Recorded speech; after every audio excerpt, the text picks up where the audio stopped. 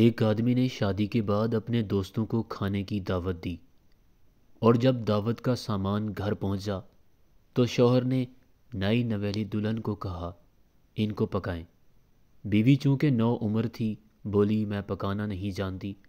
شوہر کو غصہ آیا اور بیوی کو میکے لے کر چلا گیا اور سسر کو بولا، پہلے اس کو کھانا پکانا سکھائیں، پھر مجھے دیں۔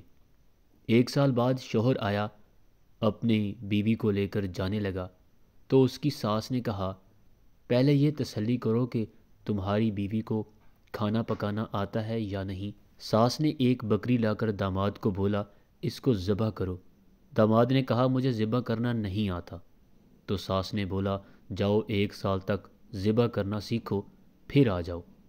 بات کا مقصد یہ ہے کہ جو چیز بیوی کو نہیں آتی اس پر برا بھلا نہ کہیں، بلکہ اس کو سکھائیں اور اس کے کام میں ہاتھ بٹائیں، پھر دیکھیں گھر میں کیسی خوشحالی آئے گی۔